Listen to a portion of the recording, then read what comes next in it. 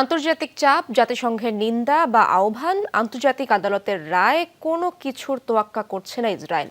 পেরিয়ে গেছে টানা ৬ মাস, ধ্বংসযজ্ঞ আর ৩৩,০০০-এর বেশি প্রাণহানির পরও বেপরোয়া তেল আবিব। ধাপে ধাপে যুদ্ধবিরতির আলোচনা চললেও নেই আশার আলো। এরই মধ্যে তীব্র মানবিক সংকটের সাথে চলছে গাজাবাসীর আরেক লড়াই।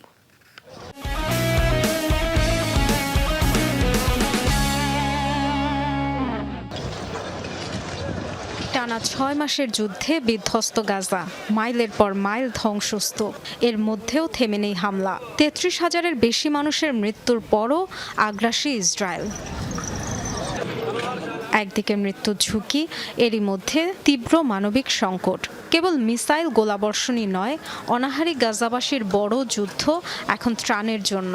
উপত্যকার সবগুলো প্রবেশপথ বন্ধ করে মানবিক সহায়তা আটকে রেখেছে ইসরায়েল। বেঁচে থাকার ন্যূনতম সেবাটুকু তো নেই। প্রাণ বাঁচাতে পশু খাদ্য, ঘাস, লতাপাতা, ক্যাকটাস পর্যন্ত খাচ্ছে মানুষ। ঠিকমতো হাঁটতে পারি না, কারণ খাবার জোটে না বলে শরীরে কোনো শক্তি পাই না। এটা কি জীবন? আমরা এখন মৃত মানুষকে হিংসা করি, কারণ তাদের ধুকে ধুকে বাঁচতে হচ্ছে না। প্রায় ২০ লাখ বাস্তুচ্যুত মানুষের বেশিরভাগ আশ্রয় নিয়েছে রাফা সীমান্তে। সেখানেও নিয়মিত চলে হামলা। স্থল অভিযানের চোখ রাঙানিও দিচ্ছে তেল আবিব। ঠাসাঠাসি করে কোনো রকমে তাঁবুর আচ্ছাদনের ঠাঁই। গড়ে ৮৫০ মানুষ ব্যবহার করে একটি টয়লেট।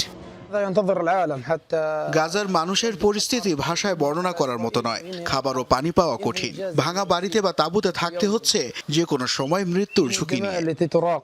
৬ মাস পার হলেও আগ্রাসন বন্ধের লক্ষণ নেই। যুদ্ধবিরতি নিয়ে তৎপরতা দেখিয়ে যাচ্ছে মিশর, কাতার, যুক্তরাষ্ট্র, তবে নেই কোনো অগ্রগতি। একদিকে বেসামরিক গাজাবাসীর মানবিক অধিকার নিয়ে কথা বলছে ওয়াশিংটন, আরেকদিকে তেল আবিবকে অস্ত্র দিচ্ছে গাজায় ব্যবহারের জন্য। ইসরায়েল যা করছে তার পক্ষে কোনো সাফাই চলে না।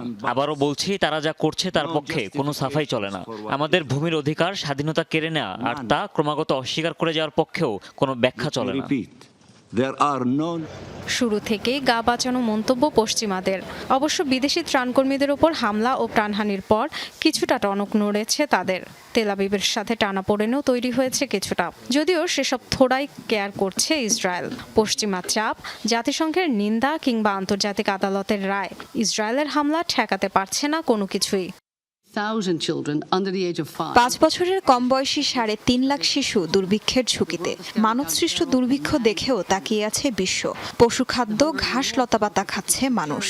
শক্তিশালী রাষ্ট্রগুলো প্রভাব বিস্তারের চেষ্টা করছে না। বুলেট ও বোমায় কেবল নয়, সবচেয়ে বেশি মৃত্যু হতে যাচ্ছে অপুষ্টি ও অনাহারে। গত ৭ অক্টোবর ইসরায়েলের ভূখণ্ডে নজিরবিহীন হামলা চালায় হামাস। জিম্মি করে ২৫০-র বেশি মানুষকে, যার জেরে গাজায় ২১ শতকের ভয়াবহতম আগ্রাসন শুরু করে তেল আবিব। রেহাই পাচ্ছে না নারী, শিশু, মানবিক সহায়তাকারীরাও। হামলার টার্গেট হচ্ছে হাসপাতাল, মসজিদ। উপত্যকার ৩৬টি হাসপাতালের মধ্যে চালু আছে কেবল ১০টি, তাও চলছে ধুকে ধুকে। ডরথি তাসরিন,